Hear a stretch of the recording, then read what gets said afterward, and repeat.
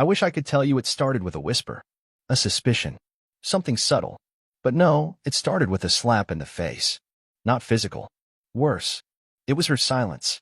Her smug, complicit silence as a man who wasn't me called me a failure with a wallet right in front of her.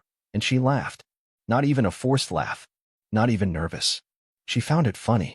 That hurt-laced chuckle was the moment my heart broke and my pride burned to ash. We were at a dinner party. Her friends. Not mine. I never liked these people, finance bros with too much hair gel and women with more Botox than backbone. But she insisted. It'll be good for your image, she said, like I was a damn accessory to her social climb. Then there was him. Chase. Of course his name was Chase. 6 foot everything, fake Rolex, louder than necessary, and not once did he stop eyeing my wife like she came with a price tag. I watched her bask in it. In the attention. In the way he leaned in a little too close when he spoke. And she didn't pull away. But I held my tongue. Until dessert. That's when it happened. He clinked his glass, stood, and raised a toast. To Madison, the most breathtaking woman here. I don't know how someone like her ended up with a guy who looks like he manages a failing gas station. Laughter. All of them. Her included. She didn't flinch. She didn't defend me. She smiled, tilted her head, and sipped her wine. That was it. I stood. Quiet. Calm. Looked her dead in the eye and said, decide who matters most. Right now. Silence fell like a guillotine. She blinked once, then turned away. That was my answer. I left. But I didn't walk out of that restaurant with just heartbreak. I walked out with questions. With rage burning so hard it made my teeth ache. I walked out with the haunting need to know. How long had I been the joke? Because it wasn't just a disrespectful toast. No. That dinner wasn't the beginning. It was the middle of the end. And I was about to find out just how deep the betrayal ran that I didn't go home that night. I drove. No music. No GPS. Just rage and headlights cutting through the darkness. The city blurred around me while one question echoed like a war drum in my head. How long has she been playing me? When I finally pulled up to our house, my house, it was 3:12 a.m. Her car was parked perfectly in the driveway like everything was normal. As if nothing had happened. As if she hadn't let another man humiliate me like a damn nobody. But I didn't walk in. I sat in the car, watching the windows. The living room lights were off, but her bedroom lamp was on upstairs. I knew that warm glow. She always left it on when she stayed up late texting. Her FaceTiming. Or whatever. I opened my phone. I had never checked hers before. Never had to. But something snapped inside me. So I logged into the cloud. You know, the one where all our devices were synced. Photos. Notes. Messages. God. I should have been more prepared. The first thread I opened was with a contact named L. No emoji. No last name. Just L. At first, it was nothing. But then I scrolled. And scrolled. And it got worse. He's so boring when he talks about his job. I swear I fake my reactions half the time. You make me feel alive, not like him. I wish he could see how pathetic he sounds when he says he trusts me. I felt my stomach twist. But I kept reading. You should have come over tonight. He's out late again, probably buying another one of those sad button-up shirts he thinks make him look ambitious, face with ears of joy. Let's do the thing again this weekend, the one with the mirror-winking face. I couldn't breathe. I sat in my car, choking on the realization that my marriage wasn't just falling apart. It had been dead for months, maybe years. And I didn't even see it. Because I trusted her. I defended her. I loved her. And all the while, she was feeding him pieces of my dignity like it was a game. I opened our security camera app. We'd installed them for peace of mind. Funny. I clicked on the living room feed, the archive from last Sunday while I was at my mom's. There they were. Madison. And L. The same guy from the dinner. Chase. They weren't even subtle. He walked in like he owned the place. She greeted him like she was starving, and he was dessert. And what they did on my couch, our couch, I'll never forget that twisted performance. She laughed when he made a joke about me being too tired to keep up. She didn't defend me. She didn't flinch. She agreed. I closed the app. I sat back. I didn't cry. I didn't scream. I just whispered to myself, you gave everything to a woman who sold you for attention. Tomorrow, I'd confront her. But tonight, I mourned the man I used to be, the one who thought love was enough. The sun hadn't even risen when I walked through the front door. It was quiet. Too quiet. That kind of silence that feels like it's waiting to break into pieces. I left my shoes by the door, like I always did, out of habit more than anything. My heartbeat was calm, my steps deliberate. I wasn't coming in to scream. I wasn't coming in to beg. I was coming in for answers. No. For confirmation. She was still in bed. The same bed we shared. Wrapped in the same sheets where I used to hold her like she was the most precious thing I'd ever touched. Now, all I saw was a mask. A liar sleeping like she wasn't destroying lives in her spare time. Madison, I said. Just her name. Her eyes fluttered open. It took her a second to register it was me. Oh, hey, you're back early. What time is it? She sat up, rubbing her eyes like I was just interrupting a dream. I stared at her. It's over. She blinked. What's over? I held up my phone. My hand didn't even shake. You. Me. This circus you've been running behind my back. Her face changed. Not in shame. Not even in fear. It twisted into annoyance. Like I just asked her a dumb question in front of her friends. Wow, she said, throwing the sheets off herself. You've been spying on me? Spying. I laughed once sharp, bitter. You brought him into my house. Onto my couch. You laughed about me like I was some joke with a paycheck. She stood now, folding her arms. Look, maybe if you weren't so predictable. So safe. I wouldn't have needed to find someone who actually made me feel alive. I took a step closer. Alive? You call that being alive? Lying to my face?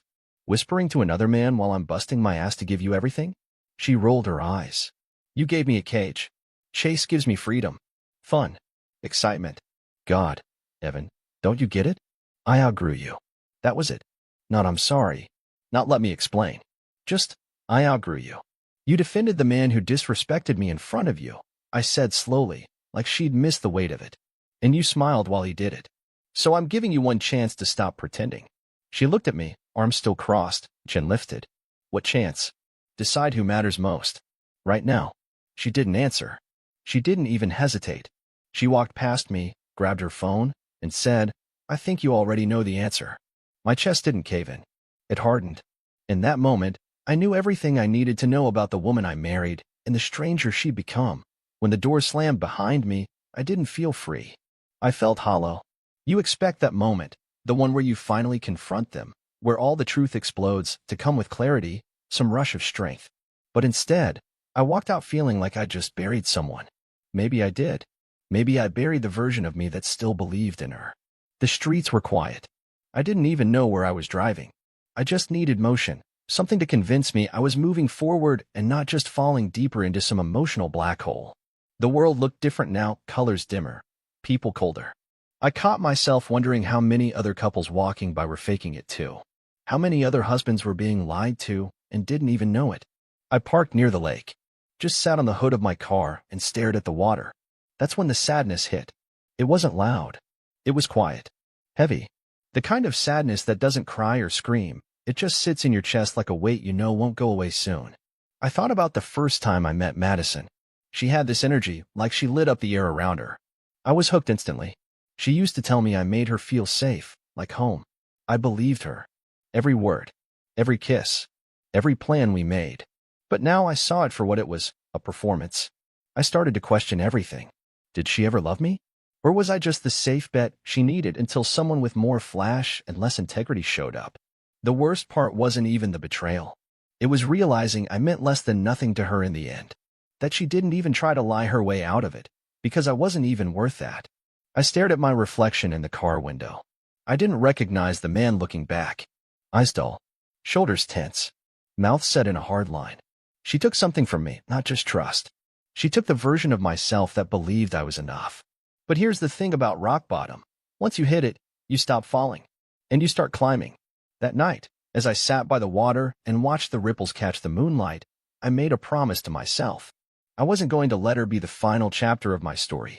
She was going to be the turning point. Tomorrow, I'd make my next move. Not out of pain. Not out of revenge. But out of power. Because no one gets to laugh at me and walk away without consequences. Be why the next morning, the grief had stopped scratching at my throat. It had transformed into something sharper, colder, more focused. I didn't want apologies.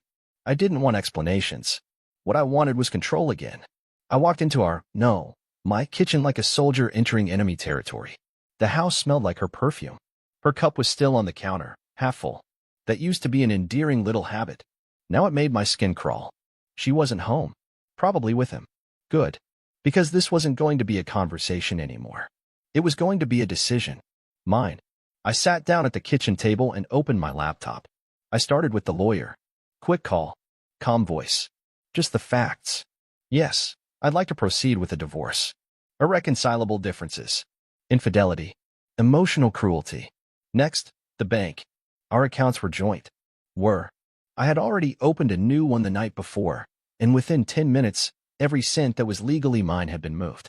I left her just enough to keep the utilities running for a week. Then, the locks. I called a locksmith, asked him to be discreet, and tipped him triple to do it in under 30 minutes. He didn't ask questions. Smart man.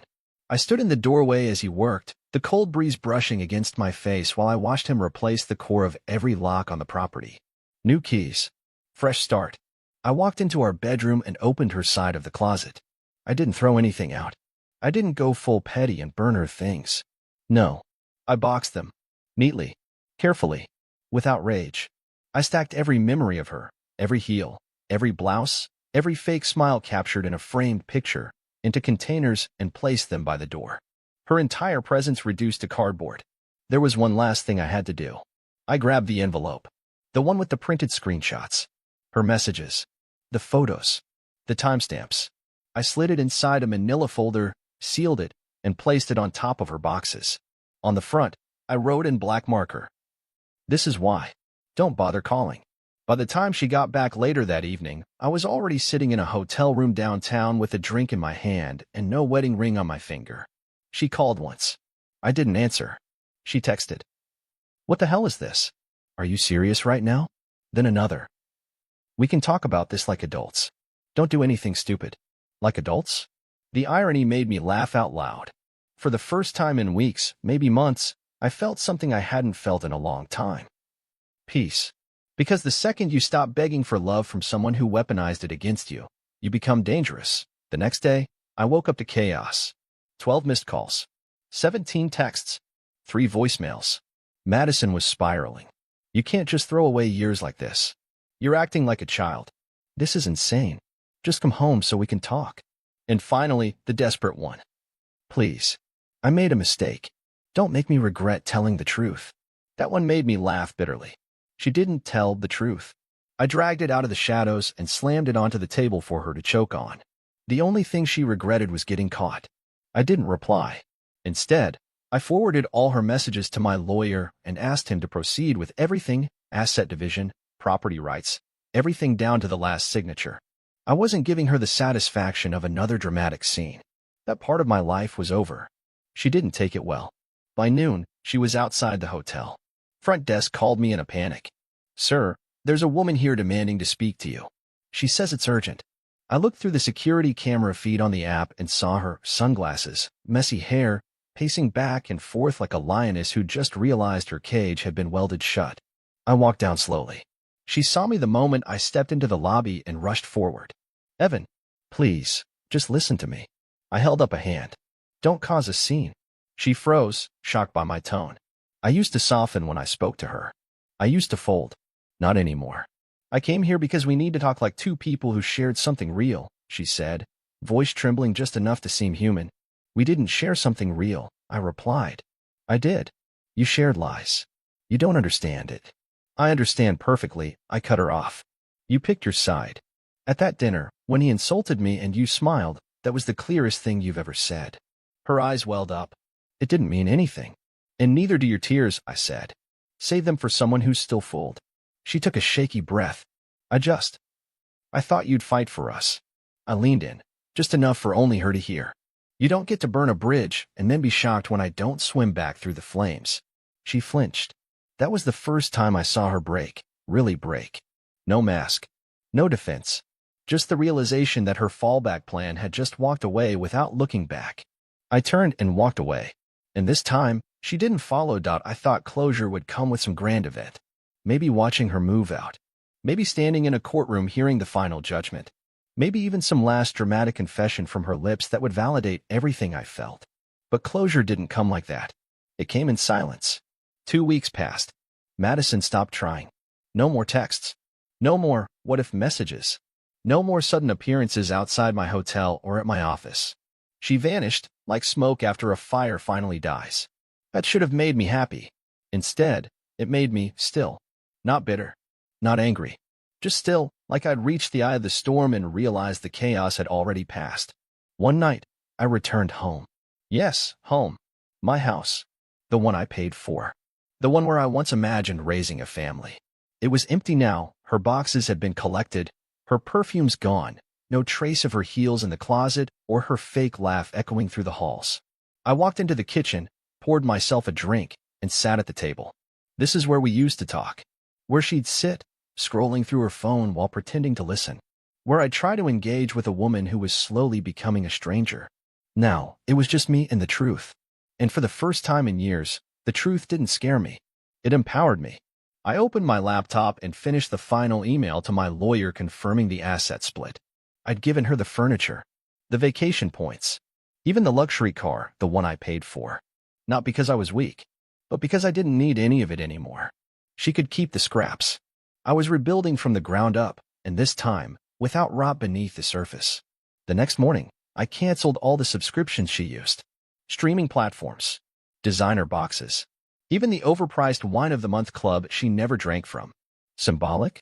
Maybe, but necessary. Then I did something even more important. I called my brother. My real brother. The one I hadn't talked to in months because she convinced me he didn't respect her. That was her tactic. Isolation. Distance. He picked up on the second ring. Evan? Yeah, I said, clearing my throat. You busy? Not for you. That hit me harder than I expected. We talked for 2 hours. Laughed. Made plans. Reconnected. That's when I realized something crucial. Healing doesn't start when they apologize, because sometimes they never do. Healing starts the moment you stop trying to prove your worth to someone who is never worthy of you. Madison was never my closure. I was. And now? Now I was finally free. People always say time heals everything. They're wrong. Time doesn't heal anything. It only gives you space. What you do in that space, that's what decides whether you bleed or build. And I chose to build. It started slowly. I began waking up without a weight on my chest. I stopped checking my phone hoping for closure. I stopped replaying every argument, every lie, every late-night whisper she gave to someone else. Instead, I started living again. I took a trip by myself, nothing fancy. Just a cabin upstate. No reception. Just me, some trees, and air that didn't feel poisoned by betrayal. I read books I never finished. Cooked meals for one, and actually enjoyed the silence that used to haunt me.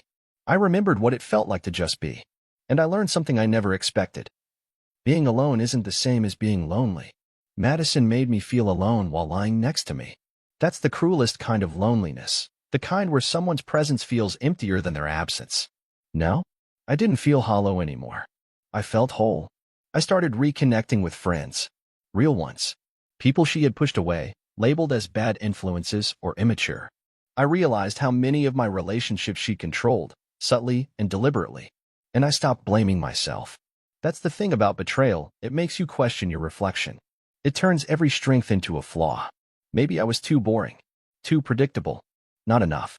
But the truth is, I wasn't the problem. She was. She wanted excitement more than loyalty, applause more than love, attention more than respect. She didn't just lie to me, she lied to herself. Built a fantasy on top of a foundation of manipulation and expected it to last. But karma doesn't forget. A month after the divorce was finalized, I got a message from an unknown number. Just 2 lines. I miss how safe you made me feel.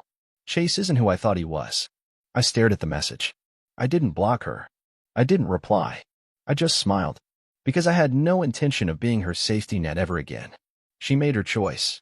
And I walked away from the fire without begging for a single drop of water. So if you're reading this, and you're in the middle of that chaos, if your world just cracked open and you don't know who you are without them, listen to me. You will survive. Not just survive, rise. Let the pain shape you, not define you. Let the loss remind you of your worth. Let them drown in the mess they created, while you learn how to breathe again. Because sometimes the most powerful thing you can say isn't, I love you. It's, you don't matter anymore.